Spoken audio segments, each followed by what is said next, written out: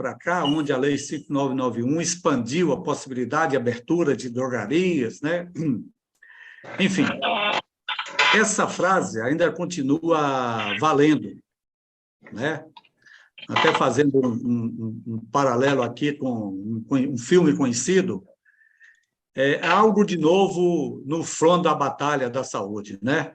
No filme chamado Nada de Novo no Front, a gente poderia dizer que há algo de novo. A gente entende que essa resolução da Anvisa, ela traz aí possibilidades de atuação da profissão farmacêutica, que até então não estava autorizada nessa expansão que foi agora, né, com a resolução. Já tínhamos lá a RDC 44 de 2009, já tínhamos a Lei 13.021, na qual a nossa deputada Arlice foi uma das grandes guerreiras, né, e lutou muito no Congresso para que nós tivemos a sua aprovação, que a lei já trata aí da farmácia com prestação de serviço de saúde, né? E a RDC 44, de 2009, já previa também algumas ações de serviço farmacêutico, né? Mas já tínhamos, por exemplo, recentemente, né, há pouco tempo, farmácias e drogarias prestando serviços de aferição de pressão arterial, né, de dosagem de glicemia. Agora, com essa amplitude, vamos dizer assim, né, pode trazer aí um quadro novo para prestação de serviços farmacêuticos das farmácias e drogarias e que requer das entidades, das nossas entidades, do profissional, muita responsabilidade, muita responsabilidade. É essa preocupação que a federação traz, que os sindicatos trazem, aí o nosso presidente Fábio e depois o Rodak, o sindicato também, né, de que, ao mesmo tempo que existe uma preocupação em função da Lei 13.021, de 2014, sobre a prestação de serviços farmacêuticos, existe também uma preocupação sobre responsabilidade, sobre qualidade da prestação da assistência farmacêutica, né, sobre segurança do paciente, enfim, nós estamos falando de exames, ainda que na forma de triagem e não diagnóstico, mas que requer, né, muita seriedade no trato. Então, portanto, a discussão sobre o viés, né, econômico, o interesse econômico por parte dos estabelecimentos, ele não pode jamais sobrepor aí a responsabilidade e a seriedade do farmacêutico, da farmacêutica, enquanto profissionais de saúde, né? Nós entendemos que é um avanço, mas tem as cautelas, aqui já é a opinião do moderador, que não tem que dar muita opinião. Muito bem. Eu já vou passar a bola, então, para o nosso convidado, o Rodak Veloso, é uma referência, está aí o nosso presidente do Sindicato dos Farmacêuticos de Pernambuco, que é um sindicato muito atuante, muito ativo, né? A gente aprende muito com o Rodak. Mas, então, queríamos ouvir aí a posição do sindicato, Rodak, se você já tem uma discussão, uma preocupação em relação a essa questão já manifestada. E, na sequência, a gente ouve o nosso presidente, Fábio Basílio, e, assim que possível, a nossa convidada especial, a deputada Arlice, que no momento não está na sala, mas deve estar entrando aí. Ela estava conosco agora mesmo. Tudo bem? Podemos passar a bola, então, para o nosso Rodak Veloso, presidente do Sindicato das Farmacêuticos do Estado de Pernambuco.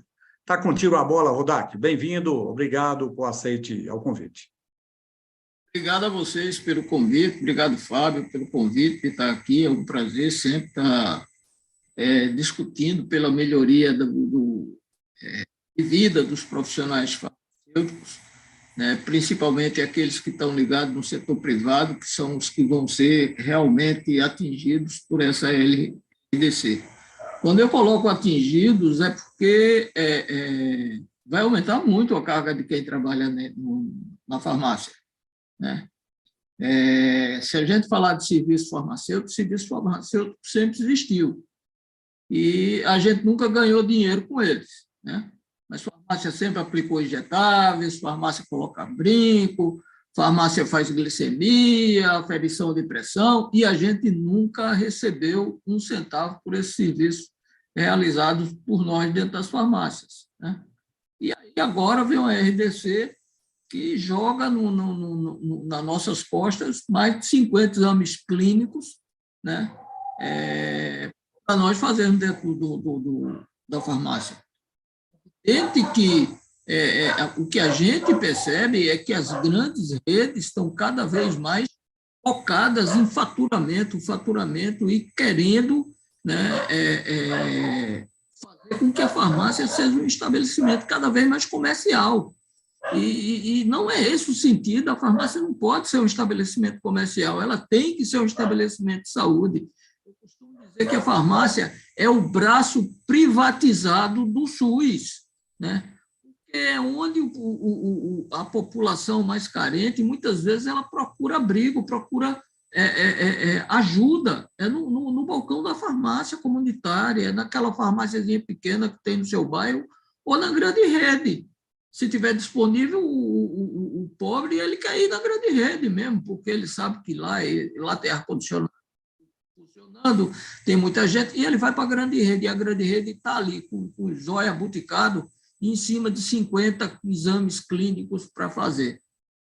Eu acredito que não deve ter sido difícil para as grandes redes, para esse empresariado que vive, que tem ações nas bolsas de valores, né?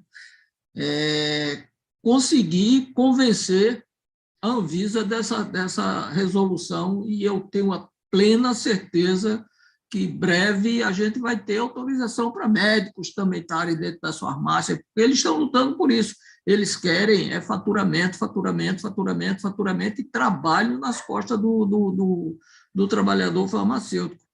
E aí, diante disso daí, eu já tinha visto uma colocação do Fábio nas redes sociais pela FENAFAR, e eu fiz uma colocação pesada, né, dizendo como é impressionante que aumentam a carga de serviço do farmacêutico e ninguém se preocupa em aumentar o salário. Por que essa RDC não previu, desculpa, na sua montagem, que já que a gente vai entrar constantemente em contato com agentes contaminantes, com material orgânico, que a gente recebesse a insalubridade? Porque não ficou claro nessa? Porque não ficou claro que seria uma prestação de serviço em que o farmacêutico teria que receber. Porque a gente sabe, Rio, que quando a gente senta com o patronato na mesa de negociação, a gente não consegue. Eu estou nessa vida há pouco tempo, você está muito mais do que eu, né? Eu tenho pouco tempo como farmacêutico na minha vida, embora minha luta sempre foi dentro do setor privado, mas eu acho que já 7 meses de negociação com o setor privado, que eu sento, o setor hospitalar, e a farmácia comunitária, principalmente.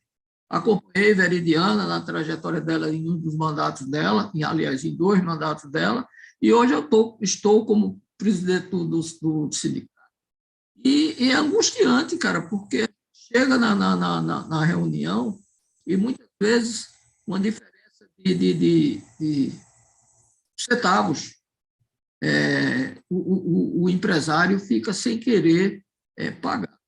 Colocar nas propostas de convenção coletiva nossa pagamento a serviços farmacêuticos e um adicional para especializações, a gente coloca todo ano, e todo ano não passa.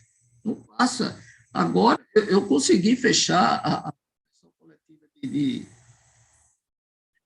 do setor varejista agora, eu espero que eles dêem a resposta positiva.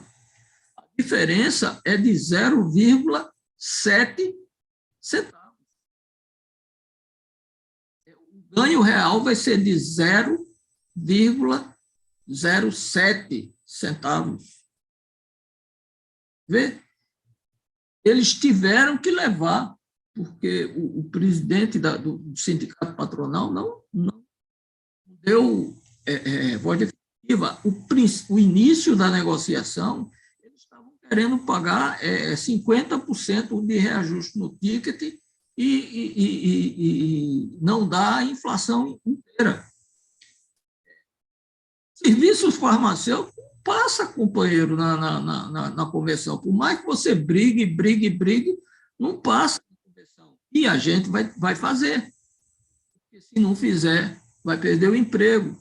O colega que está lá numa farmácia de grande rede, ele sabe que se ele não fizer, ele vai ser posto para fora. Vai aparecer quem esteja precisando de emprego e vai dizer, eu faço. Né? Como a gente vê muitas vezes em setor privado, em farmácia de grande rede, colega colocar um documento no conselho dizendo que aceita trabalhar 60 horas para poder ter um emprego. Então, essa coisa de chegar e trazer, de repente, uma RDC vem para o colo da gente e a gente não foi escutado. Eu, pelo menos, não fui. Como sindicato, nunca me chamaram para essa situação. Vai aumentar a carga de trabalho do farmacêutico. Como é que pode fazer a de sindicato, dos sindicatos em suas regiões, como é que a gente pode fazer? Não chama. Só aumenta a carga de trabalho. É angustiante, cara, ver uma situação minha e dos nossos colegas que estão dentro das redes, porque o setor que trabalha varejista, a gente tem um acúmulo de funções, né? Fora os desvios de funções normais que as grandes redes impõem, né? A gente, uma grande rede farmacêutico, ele é tudo, né? Ele é até o segurança da loja, né? E agora a gente é o analista clínico também, né? Isso daí é revoltante, porque a gente sabe que as grandes redes não vão pagar, e as pequenas muito menos, porque vai dizer, não, a gente é pequenininho, não sei o que.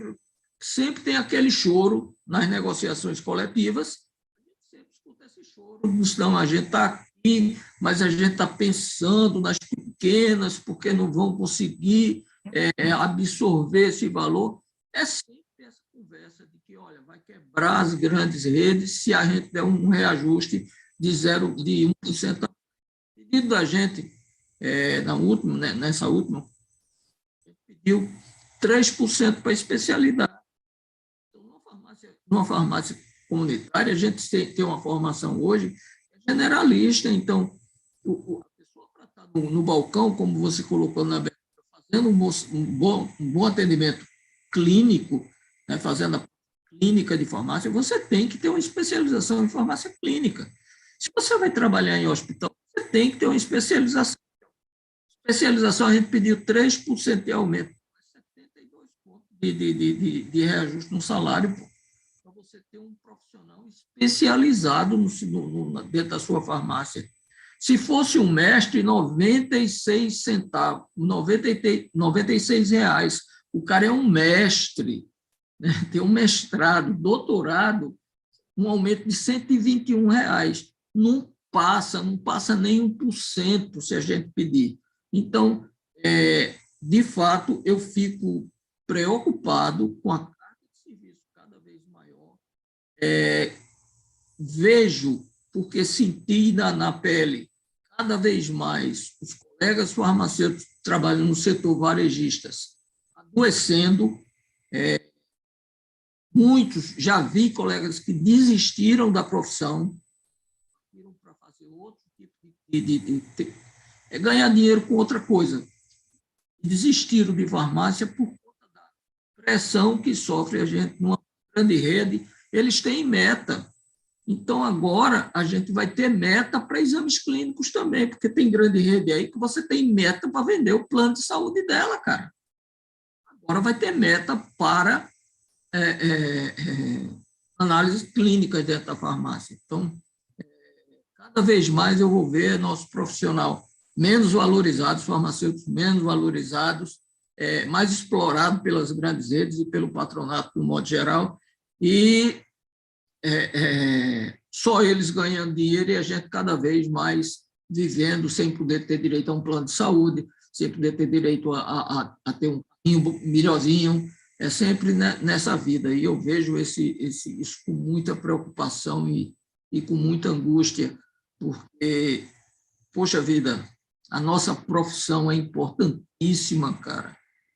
A farmácia comunitária no Brasil realmente se transformar num estabelecimento sério de saúde, vai ser uma economia monstruosa para o SUS e a gente vai ter um país com a população muito mais bem cuidada. E não é isso que os grandes laboratórios querem e não é isso que as grandes redes de farmacêuticos do setor varejista querem. Essa é a minha dor, essa é a minha angústia.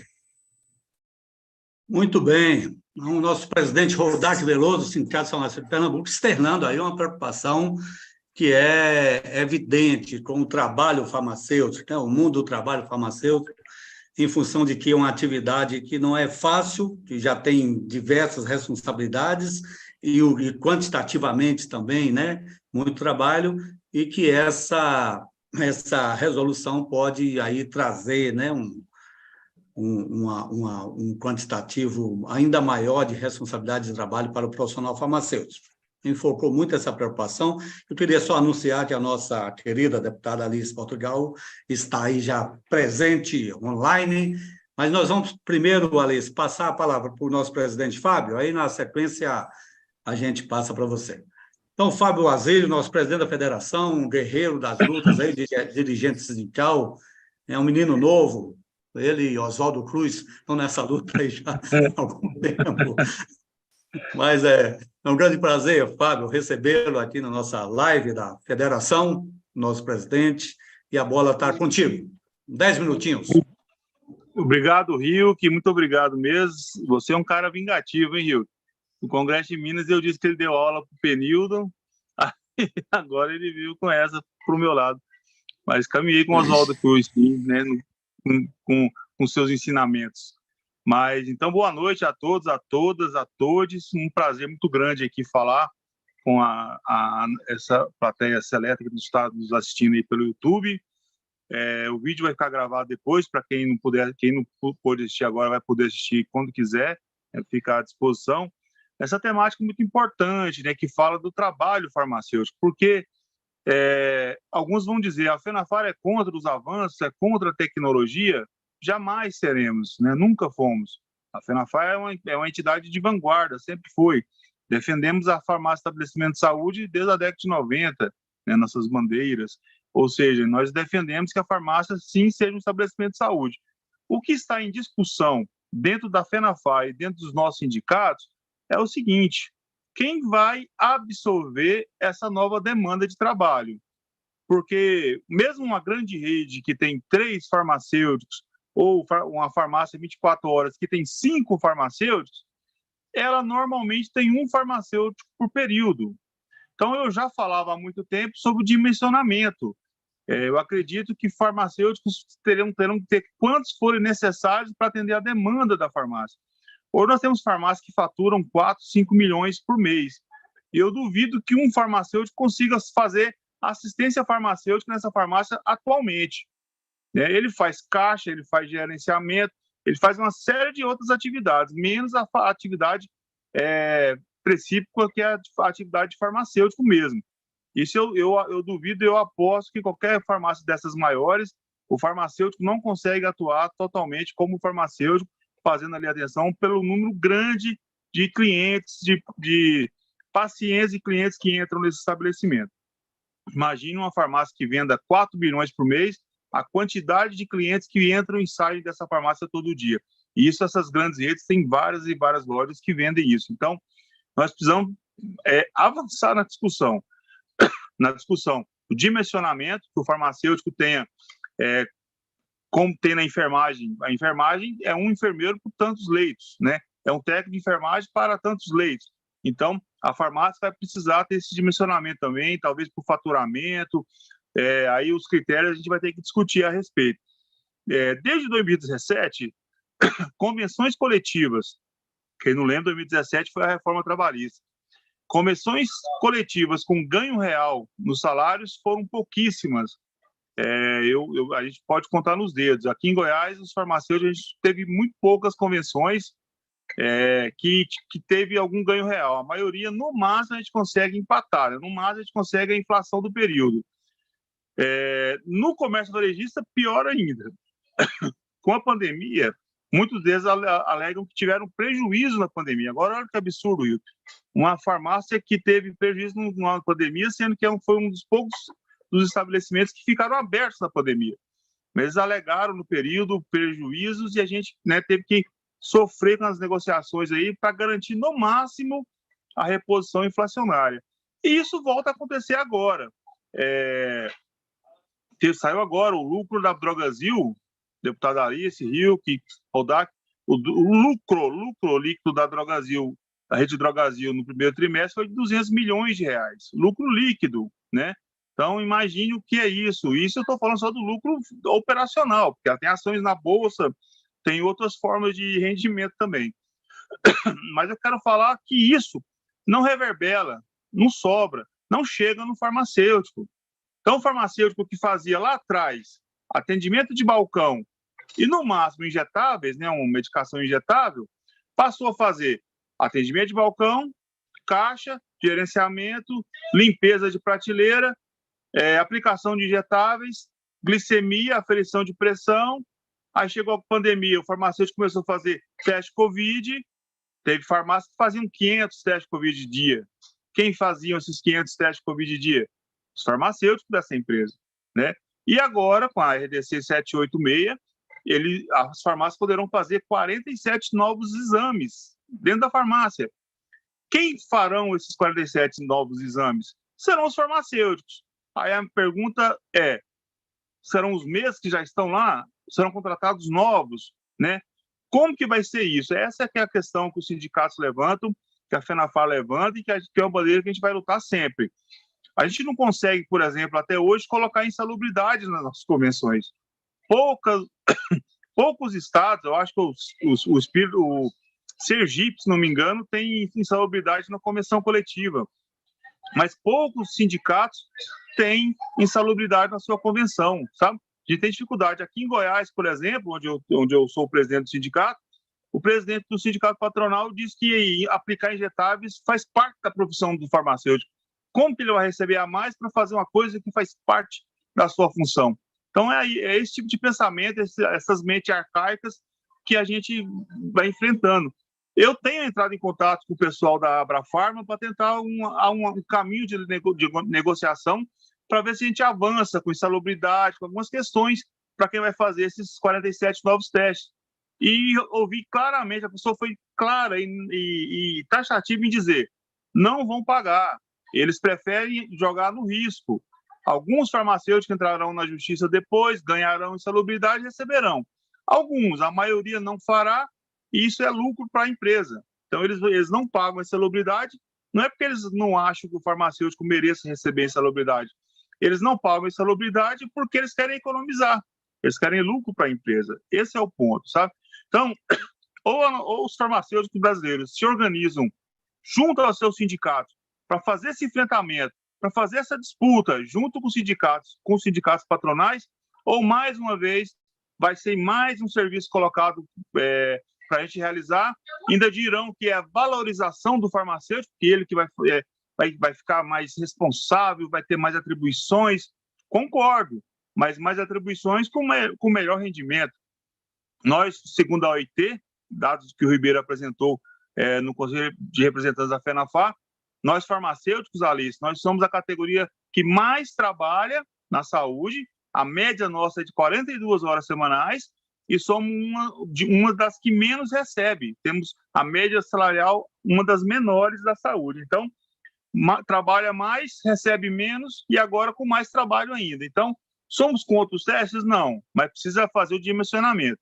Farmácias que vão fazer esses testes vão ter um farmacêutico exclusivo para fazer os testes, né? Então, a gente precisa discutir isso. Eu acho que é isso que é o ponto chave da questão. Ninguém é contra a realização dos testes, mas que tenha, sim, igual o Rodak falou, nós da FENAFAR também não fomos ouvidos nessa discussão, né? E a RDC, o Rico, olha, tanto que a RDC foi uma encomenda bem feita, né? A RDC permite que o DML, quem não sabe onde guarda ali rodo, vassoura, balde, seja no banheiro. Essa RDC permite. Coisa que sempre foi proibida em toda a vida das farmácias, que o DML seja no banheiro. a RDC 786 diz que o DMC da sala onde vai ser aplicado esses testes, esses exames, pode ser o banheiro sanitário. Olha que absurdo. Então, a gente precisa discutir sim, a Anvisa tem que nos ouvir, a FENAFAR vai buscar a agenda na Anvisa para ver se a gente consegue aprimorar essa RDC, a gente não é contra a RDC, mas que, por exemplo, um DML no banheiro é um absurdo muito grande. Vai lavar onde? Na pia? Vai lavar na pia do banheiro, vai lavar pano, vai lavar essas coisas? Então, não dá para aceitar esse tipo de questão. E o farmacêutico tem que ser valorizado, não só tecnicamente, como ele vai ser com a RDC, mas também financeiramente, porque a gente merece um rendimento adequado às funções. Cada dia a gente tem mais funções, principalmente na farmácia comunitária, onde os farmacêuticos fazem escala 6x1, 5x2, onde ficam ausentes das suas casas, não têm direito a lazer. Outro dia eu divulguei um convênio que a gente fez com um clube numa cidade muito famosa em Goiás, chamada Caldas Novas, na cidade de Águas Termais. O farmacêutico falou assim, mas quando que eu vou lá? Eu tenho uma folga por semana, como é que eu vou curtir esse clube se eu não tenho nem um final de semana para eu passear com a minha família? Então essa é a nossa realidade, infelizmente, de muito trabalho e de pouco salário. Então os sindicatos lutam e os farmacêuticos precisam organizar-se junto aos seus sindicatos para participar dessa luta também. Eu acho que é fundamental, é esse que eu queria deixar como mensagem aí, a importância da gente estar lutando, porque depois de instituir, depois que virou rotina, acabou, vai só sobrecarregar o nosso trabalho. Hoje, a quantidade de farmacêuticos que se afastam do trabalho por absenteísmo, por síndrome de Burnout, por problemas mentais mesmo, é gigantesco, porque não aguenta a escala de trabalho 6x1, 5x2 e não aguenta as cobranças exaustivas. Tem rede que tem meta de consulta diária, então o farmacêutico tem que realizar tantas consultas, vender tantas vitaminas, quer dizer, é uma exploração do trabalho farmacêutico como nunca se viu, né? E agora, ainda com a teleinterconsulta que foi aprovada no Conselho Federal de Farmácia, o farmacêutico vai ser tipo o telefonista do médico, viu? Porque o médico não vai estar lá pessoalmente, mas ele vai poder aparecer na televisãozinha dentro da farmácia. Então, o paciente chega, quero fazer uma consulta médica, aí o farmacêutico vai ligar o computador para o paciente conversar com o médico pela televisão. Olha que aberração que está sendo criada, né? Algumas redes de farmácia já vendem isso descaradamente na internet. Algumas vendem até plano de saúde com isso incluso. Por R$ 9,90 mensal, você tem direito a ter uma consulta com o médico dentro da farmácia. Olha que beleza. Então, os sindicatos farmacêuticos do Brasil e a FENAFAR, né, estamos de olho, estamos na luta e contamos com você, farmacêutico, para fazer esse enfrentamento. Obrigado, Rio, e vamos ouvir a nossa querida deputada. Tudo bem, Fábio? O nosso Fabão, nosso presidente, fez uma abordagem aí bastante séria, preocupada, né? Queremos que as atividades farmacêuticas avancem, né? A prestação de serviço avance, mas com a devida cautela, cuidado, com a preocupação, inclusive, no paciente, mas também com a sobrevida dos farmacêuticos. Eu queria então, convidando a nossa convidada, ser repetitivo, especial, a nossa deputada Alice Portugal, PCdoB da Bahia, conhecida aí de todos, de todas, de todes, né? Dizer, Alice, o quanto nós temos orgulho de tê-la, né, representando não só os farmacêuticos, mas a luta toda que desde sempre você faz, né, em prol da justiça social, contra as desigualdades. Nunca é demais falar dessa trajetória da nossa querida Alice. Agora mesmo está com um projeto lá, de autoria dela, o 4381, né, que insere o farmacêutico nas equipes multiprofissionais, foi defensora do piso nacional da enfermagem, uma das deputadas que lutou muito, viu, moçada? Da enfermagem, estivemos acompanhando, e que também está lá à frente do piso nacional dos farmacêuticos. Ali está, né? E uma série de projetos de longa história, o 13021, que ela foi uma das grandes guerreiras, né, que conseguimos aprovar. Então, tem todo o histórico bacana. Se eu fosse falar aqui, a gente ia comprometer o tempo todo da live. Mas eu queria, Alice, antes de passar a palavra, dizer o seguinte, só contextualizar, para além do que o nosso colega querido Roldac e o nosso presidente Fábio colocaram, suas preocupações do ponto de vista trabalhistas, né? A trajetória da farmácia, e a deputada Alice conhece muito bem, ela fez com que a gente, por conta de uma série de motivos, inclusive interesse da indústria farmacêutica, do produto, né, produzido em larga escala, etc., perdesse espaço. A gente saiu da drogaria para outras atividades, na década de 70, 80, ilustrou muito isso, e que, de um certo momento, a gente se viu meio perdido na importância do profissional. Eu lembro que o nosso querido Drummond, ele fez farmácia em 35, aqui na UFMG, porque era sinal de prestígio ser farmacêutico naquela década, né? Isso, enfim. Mas, ultimamente, a gente teve, na década de 70, 80, essa perda de espaço, de reconhecimento profissional e tal. Mas que, felizmente, aí nos anos 90 e 2000 para cá, por conta da atenção farmacêutica, da farmácia clínica, o farmacêutico ele vem recuperando esse espaço. Então, quando a gente defende, né, Fábio, o Rodac, sempre defendemos, e a deputada Alice, e todas e todos que nos assistem, que a farmácia é um estabelecimento de saúde, que o farmacêutico é um profissional de saúde, prestador. É claro que tem questões importantes que vêm ao encontro aí da resolução, por exemplo, quando você trabalha mesmo em relação à triagem, mas as arboviroses, dengue, que são testes que vão ser feitos, e que são, inclusive, doenças de notificação compulsória, o farmacêutico é obrigado a notificar, ele traz uma contribuição para a sociedade muito importante do ponto de vista de saúde pública, né? Aí a farmácia passa a incorporar a relação com o SUS, na medida em que notifica, enfim, tem um papel importante, todos nós fazemos a defesa. Mas só para complementar, nós tivemos esse ano ainda, essa negociação aqui com o Sincofarma, o Sindicato do Comércio Varejista, né? O nome é esse, e levamos ao Ministério do Trabalho, né, um pedido de mediação do Ministério do Trabalho, porque os colegas farmacêuticas, nas grandes redes, principalmente lá na farmácia, tem um cardápio de testes que elas fazem. Já tem isso, né? Ela já vem fazendo os testes, vários testes, inclusive de arbovirose, etc., né? E nós levamos porque os colegas, já foi dito aí, não recebem um tostão pela execução desse trabalho. Nós, inclusive, comprovamos, visitamos a farmácia e tal. A mediadora do Ministério falou, olha, isso a gente não pode, isso é um objeto entre as partes. Inclusive, vocês do sindicato sempre cobraram que o governo não interviesse, essa é a palavra certa, né, nas negociações, e de fato é. É por isso, Rodak, que a resolução não pode se arvorar aí nas questões trabalhistas. Você observou a questão de mais de um profissional, etc. Mas, então, isso é objeto entre negociação e as partes, e a gente sempre fica com a parte mais fraca nessa história, né, Alice? Você conhece muito bem. Então, eu estou trazendo esses subsídios. Parece uma contradição.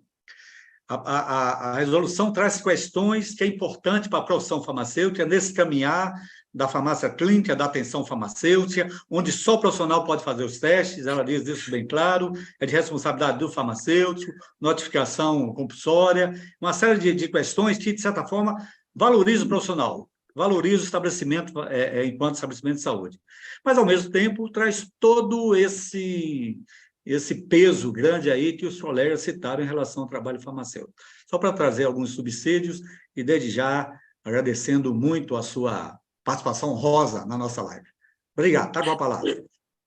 Muito boa noite, meu querido Hilke Públio, nosso professor, querido Fábio Basílio, presidente da FENAFAR, Rodac, que traz essa experiência sindical vigorosa, potente. Quero abraçar, dar uma boa noite a todos os farmacêuticos, todas as farmacêuticas do Brasil que nos assistem agora e podem nos assistir mais tarde. É uma honra para mim estar com vocês, apesar do cansaço explícito. Cheguei de Brasília, de grandes batalhas, né? Bom, primeiro é dizer que, mais uma vez, a categoria farmacêutica, primeiro, tem um reconhecimento sobre sua capacidade laboral.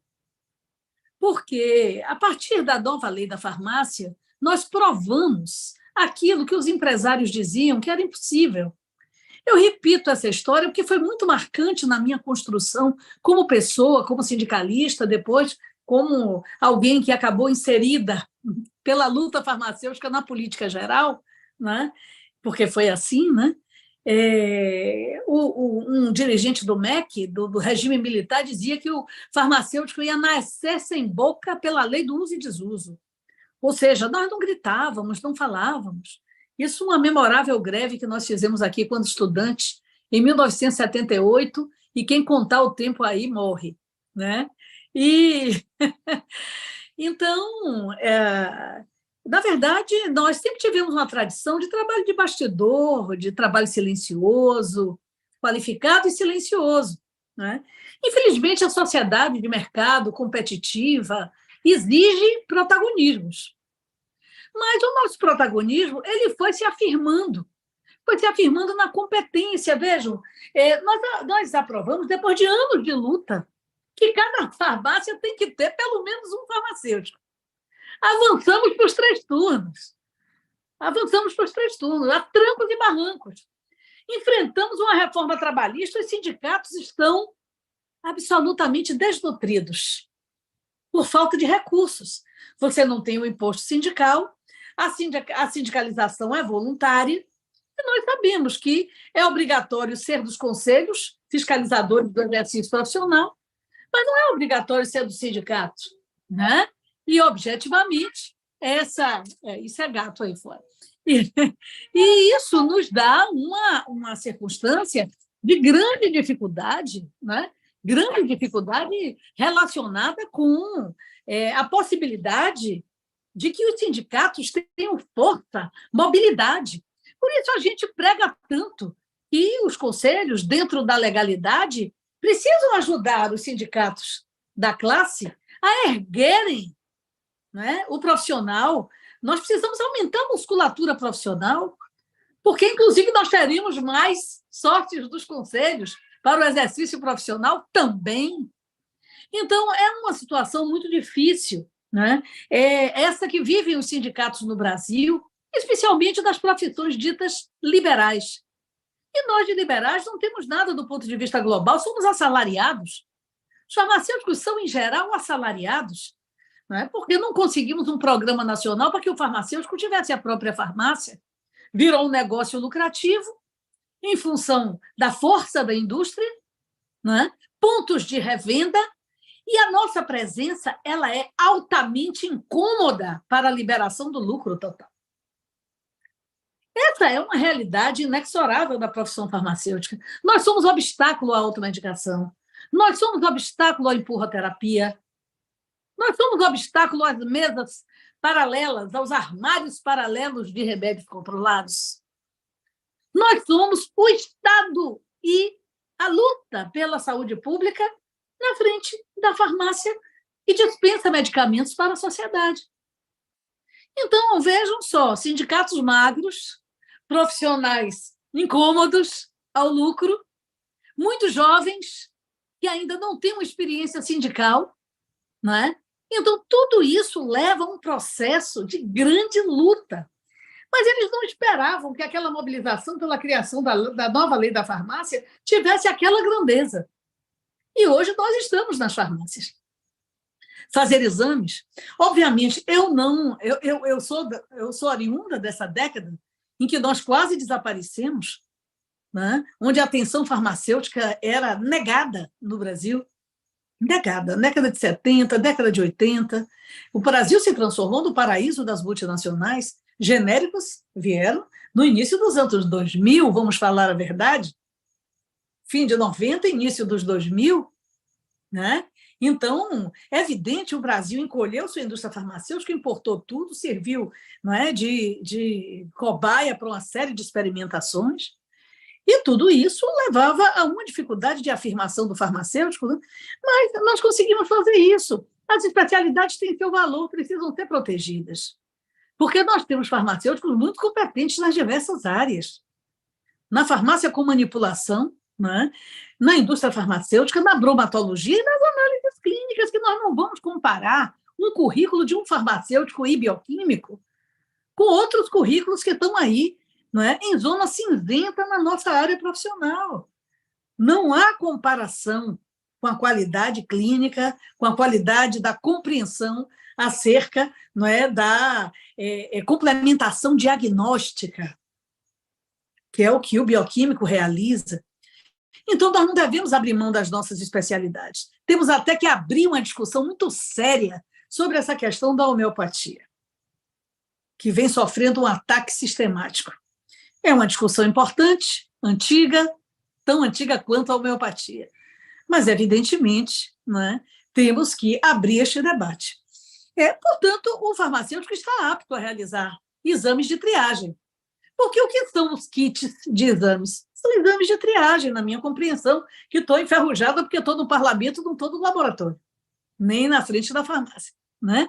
Mas são kits de triagem. Se você tem um positivo, evidentemente, aquele positivo ele precisará ser confirmado em exames mais complexos e ir ao cruzamento com a clínica, que continua sendo soberana, né? Então, eu penso que aptos estamos. Aptos estamos. Primeira coisa que eu acho que os sindicatos devem dizer: obrigado pelo reconhecimento, estamos aptos. Agora, precisamos fazer isso com a devida remuneração. Precisamos fazer isso com a devida instalação da segurança no trabalho, da garantia da preservação contra contaminações e da remuneração adequada. Porque você não insere um novo serviço sem que essa remuneração se dê. Afinal, nós alugamos a mão de obra, não é esse? Não é isso o salário, conceitualmente? Não é? Que veio do saquinho de sal? Não é? Esse sal pelo seu trabalho? É este salário pelo seu trabalho. Então, nós precisamos, de fato, Fábio, erguer uma grande luta, né? Por isso eu aguardei essa live e fiz questão de sair correndo para não perder, porque na semana que vem eu tenho que abrir a semana fazendo um discurso na Câmara sobre isso, né? Agora, eu fico perplexa com o comércio varejista, porque na hora de impedir que eles falissem com a venda de medicamentos em supermercados, eles não contaram com os liberais, eles contaram conosco. Nós começamos a votação perdidos, com toda a bancada liberal de pé para nos derrotar, além do governo que ali estava nesses últimos 4 anos desconstruindo a saúde pública. E nós fizemos uma frente importante, contamos com deputados e deputadas de todos os partidos, e nós vencemos. Vencemos a primeira. Eles, não satisfeitos, botaram na pauta de novo. Vencemos a segunda. E aí eu fui para eles e disse: olha, nós estamos capitaneando a discussão dos pisos em saúde pela enfermagem, porque é a maior categoria, e vai abrir o portal dos pisos. Mas a lei do piso do farmacêutico está aqui, como está aí, já votada na Comissão de Saúde 2 vezes. 2 vezes. Até isso a gente tem que passar. E agora está na Comissão do Trabalho. Apesar da PEC que faz obstrução a pisos, nós vamos adiante. Nós vamos votar das comissões e forçar a barra. Forçar a barra. E aí, Fábio, a gente vai ter mesmo que buscar isonomia. Nós vamos ter, porque o piso da enfermagem já é uma realidade, com muita honra. Capitaneei isso, não é? Tem uma relação muito forte com a enfermagem brasileira e serve de paradigma para nós no quesito mobilização. Não é? Então, eu digo assim, nós hoje, não é, temos uma profissão que estava quase morta há 3 décadas atrás, se restaura a partir do seu fazer principal, que não é, a atenção farmacêutica, a assistência farmacêutica, e efetivamente vai para o seu local de trabalho. O comércio varejista recebe de nós uma luta e uma vitória completamente, não é, inesperada. Confiavam que nós fôssemos ganhar. Mas quando a gente pede que eles nos apoiem no piso, eles viram o rosto. Eles viram o rosto. Meus senhores, os senhores iam tomar uma cacetada olímpica se não fôssemos nós na Câmara dos Deputados. Não foi senador, não foi presidente da República, os senhores sabem quem foi. Os senhores sabem. Foram esses aqui, ó, os sindicatos, a federação, essa farmacêutica deputada única, e aí nós contamos com o Carmen Zanotto, nós contamos com o deputado médico de Goiás, não é? Doutor, como é o nome dele, Fábio? É o Zacarias Calil. Zacarias Calil. Nós contamos com um monte de gente que vieram conosco. E foi suprapartidária pelo argumento. Até consultório médico queriam botar na farmácia. Sabe qual foi a minha defesa? O Código de Ética Médica. não foi nem o nosso, né? Caiu a cara de médicos que estavam lá defendendo isto e defendendo a venda de medicamentos no supermercado aleatoriamente, não é? Para aumentar a fila do transplante com a chuva de anti-inflamatórios que nós teríamos solto no Brasil, no supermercado. Estoques sendo criados sem garantias de data de validade. Já acontece muita coisa por aí que nós sabemos, não é? No entanto, nós continuamos a ser esse anteparo para garantir o uso racional do medicamento. Então, assim, eu creio que hoje nós temos argumentos e força. Se as farmácias do Brasil todo, os farmacêuticos do Brasil todo se levantarem quando esses kits começarem a chegar, para dizer, não, estão todos juntos, só vamos fazer se tiver X remuneratório, nós vamos para frente. Vai ser difícil segurar, porque o que mais tem nas avenidas das grandes cidades brasileiras, das médias cidades brasileiras, são farmácias. Então, está na hora dessa mobilização acontecer. Está na hora da gente chamar isso com mais força. Porque é a hora de melhorar a condição salarial do farmacêutico e garantir que essa nova atribuição seja coberta da segurança efetiva, não é? Inclusive do ponto de vista ético para o farmacêutico. Não é? Como será o processo de notificação dos casos positivos? De Covid, de hepatites, do que são 47 exames, eu nem sei quais são todos ainda. Né? Como será que isso vai se dar? O cadastro garantirá que essas notificações sejam realizadas para que o paciente não saia da farmácia com o seu positivo HIV e vá para casa. Entregar a Deus. Não é? Então, a vigilância sanitária terá que fazer uma busca ativa dos casos positivos, para verificação do tratamento. Será que pensaram que fazer exames em massa, não é? Para auferir lucro também dará ao sistema público tarefas da busca ativa dos positivos para a garantia da saúde pública? Ou os positivos vão para casa? É o farmacêutico que vai responder depois? É o farmacêutico que vai responder depois? Não é? Ah, você sabia que era positivo, e aí? Então, nós precisamos garantir que a Anvisa nos mostre o cadastro de segurança, onde a notificação compulsória se dê para garantia de que o sistema de saúde vá atrás dos positivos para confirmação diagnóstica, tratamento e orientação. Porque senão, gente, como é que vai ser um negócio desse? É um país continental. O cidadão sai de Covid da farmácia e faz o quê com a Covid? Né? Sai com o vírus HIV confirmado e faz o quê com ele? Vai pular do viaduto? E isso? E essa confirmação? Vai para quem? É direto para o paciente, não é para o médico.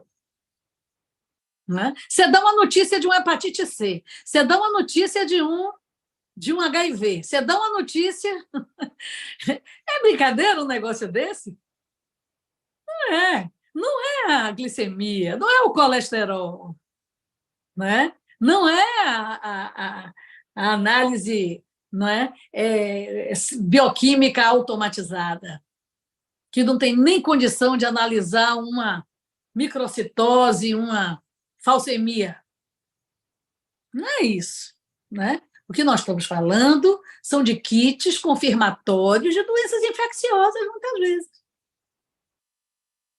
E isso é sobre os ombros do farmacêutico que vai recair. Então, Fábio, eu acho assim, realmente bater na porta da Anvisa semana que vem com força. Vocês me autorizem e me deem subsídios, né? Que eu não sei se eu estou falando bobagem, mas, né, para subir da tribuna e cobrar isso, cobrar isso e cobrar remuneração adequada para o grau de responsabilidade que estão pondo sobre os ombros dos farmacêuticos, com a formação de generalistas que não são especialistas em análises clínicas e que estarão sendo postos diante da população inclusive para atuar como psicólogo em caso de um positivo de doenças, não é, infecciosas. Isso não é brincadeira, não é assim que se age com a saúde pública. Não é? Como nós estamos vendo também com essa questão da telemedicina, foi uma guerra, não achamos que não somos reacionários, nós queremos o futuro, mas o futuro tem que ser com responsabilidade. Com responsabilidade, tem que ter critério, tem que ter controle do exercício. Como é que pode? Então, assim, eu finalizo, não é? Porque realmente fiquei muito preocupada, muito preocupada. Nós vivemos um período onde direitos, eles são, né? Nós saímos de um período de ataque à democracia, não é? Direitos são coisas que foram diabolizadas no Brasil. Mesmo agora, quando a gente tenta reconstruir o país, aprovamos o piso da enfermagem, fez um ano, né? Um ano. Definimos que piso é piso, não tem nada a ver com carga horária. A organização dos hospitais privados de grande porte provocou o Supremo, e o Supremo botou 44 horas, ou seja, um denominador inexistente, mentiroso. A enfermeira que ganha R$ 1.500 ia ganhar 4.700, os 4.700 viraram 4.300. E ainda tiraram umas gratificações que eles não consideram gratificações coletivas. Foi uma mordida num piso, né, que realmente é até vergonhoso quando a gente faz a comparação do delta em relação a salários, né, das categorias de Estado. Não há dúvida. Então, eu acho assim que é necessário, não é, que a gente avance. Vamos avançar no nosso piso, mas nós temos que, né, constituir esse debate, o debate com argumentos técnicos, científicos e sindicais. E sindicais. Porque não é justo você ter uma carga de trabalho aumentada e você ser gerente, você ter meta, você ficar ali na frente do balcão. É uma exploração. Não tem uma farmácia que eu entre que o farmacêutico não me chame para conversar, ou 2 farmacêuticos, sempre jovens, à noite, pode passar essa hora. E nós vamos ver a situação. O farmacêutico está se impondo, está orientando os técnicos auxiliares de farmácia, se transformou em um líder novamente dentro da farmácia, uma coisa que tinha, né, se esmurecido por bom tempo, porque tinha a turma antiga que sabia das bulas, né? E o farmacêutico chegava sem uma força na assistência farmacêutica. Nós melhoramos muito, muito, mas muito mesmo. Mas não podemos aceitar isso. Então, estamos aí, passem a orientação, o protocolo, até onde eu posso ir, né? E a gente pegar a semana que vem forte, marcar na Anvisa, né? E puxar a mobilização nacional. Gente, se cada farmácia entrar, nós vamos ter uma mobilização histórica. Histórica. Não é? É importante? É. Mas vamos fazer essa pergunta ao povo brasileiro. Você, quando chega na farmácia, sair com um positivo, vai fazer o quê? Você vai para onde? O farmacêutico vai orientar. Você sai daqui, vai ao posto de saúde. Você sai daqui, vai imediatamente ao posto de saúde. Amanhã de manhã, tchan, tchan, tchan. Eu tenho certeza que o farmacêutico vai dizer isso. Você tem que ir ao médico com esse exame. Mas e o paciente vai? Né? Então, obviamente, é necessário que a gente constitua um debate nacional sobre o grau de responsabilidade sem remuneração, não é, adicional que está sendo posta, não é, o grau de responsabilidade que está sendo posto sobre os ombros dos farmacêuticos brasileiros. É isso. Bacana, brilhante, viu, deputada Alice? Como sempre, uma abordagem muito... levantando algumas inquietudes, né, deputada, que nos assola, muito bem colocadas. A deputada colocou essa questão, por exemplo, da possibilidade, né, de especificidade de um exame laboratorial, nós sabemos, nenhum exame é 100% específico, nem 100% sensível, então a possibilidade de você ter falso positivo, falso negativo é real. Tem isso, né? É alto. Você imagine, mesmo a notificação compulsória, então o farmacêutico vai e notifica para a Secretaria Municipal de Saúde, estadual também, dependendo da doença, e aí vai um técnico da Secretaria Municipal de Saúde na casa dessa pessoa dizer, olha, você está com hepatite, recebeu uma notificação do farmacêutico. Quer dizer, nós precisamos combinar isso, a questão de segurança do paciente, questão de direito e... Não? A deputada trouxe aí questões Bem, das Rio. mais relevantes, e eu queria dizer, viu, deputado, nós temos vários sindicatos acompanhando, inclusive aplaudindo a fala da deputada.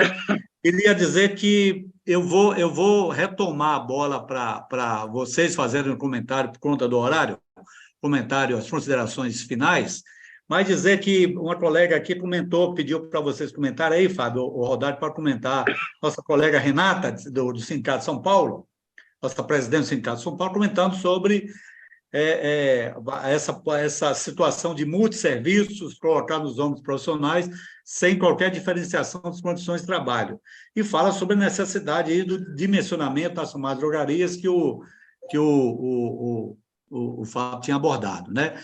E aí, se o pessoal ainda quiser manifestar no chat aí, antes que a gente encerre com as considerações finais, podem manifestar. Mas dizer, então, está tendo acompanhamento do país inteiro, viu, deputada Alice? Que bom, que ótimo. Sim, eu queria, então, devolver, pela ordem, ao Rodak, depois o Fábio e as considerações finais da nossa deputada. Pode ser, Rodak? Vamos lá, 5 minutinhos, Rodak? 5 minutos. Primeiro, mais uma vez, agradecer ao Fábio o convite de estar aqui, né, esse jovem farmacêutico, sentado na frente de monstros farmacêuticos tão grandes quanto o Rio, que o Fábio, e a nossa deputada farmacêutica, com muito orgulho, né? Dizer que é um orgulho estar com vocês aqui, me sinto contemplado como farmacêutico em poder discutir a profissão e a importância da nossa profissão, vocês, e pegando um gancho no que o Rio colocou, observar esses pontos bastante melindrosos que a nossa deputada levantou, né, a respeito do que fazer com o resultado, né? Quem vai proteger a gente quando a gente der essa notícia para uma pessoa que está com HIV, né? Depois, que responsabilidade teremos nós a respeito disso? Então, isso daí, Fábio, é muito importante que a gente discuta isso, que a gente consiga acesso na Anvisa para discutir a RDC, porque ela está incompleta, no meu pensamento, ela está incompleta. Ela precisa de muito mais informações a respeito desses testes rápidos que vão ser feitos, né? Mas que não deixa de ser trabalho, né, para nós, operários farmacêuticos. Eu sou um operário, igual ao operário da construção civil, igualzinho, eu sou trabalhador. Então, se eu trabalho, eu tenho que ter remuneração pelo trabalho que eu faço. Fora essa discussão que é bastante sindical, é importante que a FENAFAR se faça presente na Anvisa para discutir essa parte, a parte que não é tão sindical, mas que protege o trabalhador farmacêutico e protege a saúde da população brasileira, porque os testes entraram só para aumentar o faturamento das grandes redes. Com certeza é isso que eu vejo. Não foi por outro motivo, não foi, ninguém está pensando em melhoria da saúde da população brasileira, está pensando só em faturar e faturar muito mais. Deputada, é um prazer enorme estar aqui com a senhora e estar com os colegas de todo o Brasil nessa discussão. Muito obrigado, Rico. Muito obrigado, Fábio. Obrigado, Rodak. Perdemos sua fala aqui no final, mas bacana. Obrigado pela manifestação da defesa da categoria, como sempre, né, Rodak? Muito bem. Presidente Fábio, 5 minutinhos. Obrigado, Rio, que quero agradecer a todos que participaram da live. A luta sindical, a luta tem me trazido alguns orgulhos, né? Eu tenho orgulho de ser sindicalista, eu tenho orgulho de ser farmacêutico, eu tenho orgulho de hoje estar na presidência da FENAFAR e tenho muito orgulho de estar caminhando com vocês da FENAFAR e com a deputada Alice Portugal por essas lutas, né, já há algum tempo. A Alice, cada vez que ela fala, ela me empolga, ela me orienta. A Alice realmente é uma deputada fantástica, né, multibandeiras, mas que nunca esqueceu de nós farmacêuticos em nenhum momento. Então, sempre que nós temos algum problema na Câmara, na hora dos problemas, principalmente, né, Alice? Os farmacêuticos lembram da Alice e vão atrás da Alice, que a Alice ajuda. Então, me dá muito orgulho caminhar juntos, né? A FENAFAR ser essa entidade que não corre das lutas, que nunca correu, né? Que nunca se sujeitou, nunca se submeteu a nada. A gente faz enfrentamento e vamos continuar fazendo. A EDC é boa, sim, mas nós vimos aí, por exemplo, nos altos testes de Covid, que os pacientes levaram os testes para casa e testaram o Covid em casa. E aí, quem foi positivo? Notificou aonde, né? Nós temos uma grande quantidade de pessoas que testaram positivo para Covid que não foram notificados, porque fizeram em casa, né? Vamos fazer isso também com as outras patologias, e chikungunya, e dengue, né? Essas doenças todas que têm que ser notificadas. Quem vai fazer notificação? E a Alice trouxe um ponto que eu não tinha nem pensado. Como que nós, farmacêuticos, no dia a dia da farmácia, vamos dar uma notícia de uma hepatite C ou de um HIV para um paciente, né? Pois é, pois é. Apesar de não ser, né, ser uma triagem, não é? Ele vai ter que fazer uns outros testes para comprovar, mas você vai ter que dizer a ele, olha, seu teste de triagem deu positivo. Pode ser um falso positivo, mas você vai ter que... E aí, ele fala, não é positivo não, e te agride e fica doido dentro da farmácia, como é que vai ser isso, né? Como é que vai ser isso? E nós vamos mandar essa notificação para quem? Porque a resolução não traz. Quem não vamos notificar, como vai ser feita a notificação? Não está escrito lá, sabe? Não está escrito lá. Ela diz os testes que tem que ser feito, ela fala os critérios que a farmácia tem que ter, como é que é a sala, como é que tem que ser, tudo está lá na resolução, né? Mas como vai ser a notificação, como vai ser essas questões, não está na resolução. Então, a gente precisa, sim, amadurecer, evoluir e chamar essa luta nacional que a Alice traz, eu acho que é fundamental, essa luta nacional pela nossa valorização. Não sei se você sabe, Alice, assim, apesar de ser lei, apesar de tem rede de farmácia que proíbe o farmacêutico de sentar. Não tem lugar para o farmacêutico sentar. Não pode sentar, é feio sentar no horário comercial. Então, imagine isso. Se a gente tem que lutar por trabalho decente. O que a OIT traz, que foi até uma conversa hoje do presidente Lula com o presidente dos Estados Unidos a respeito do trabalho decente. A gente precisa do trabalho decente. O farmacêutico tem que executar suas funções, mas com qualidade de vida. A gente não pode adoecer no trabalho. Isso que você traz, Alice, dos jovens na farmácia, isso cada dia mais, porque eu, por exemplo, já nos meus 48 anos, eu não sirvo mais para uma grande rede, né? Eu já não sirvo mais. Se eu hoje precisar procurar emprego, você tem certeza que com a grande rede não vai me contratar, né? Porque daqui a pouco a coluna já não aguenta mais, o joelho já não aguenta, então eles vão pegar quem? Os jovens, recém-formados, né?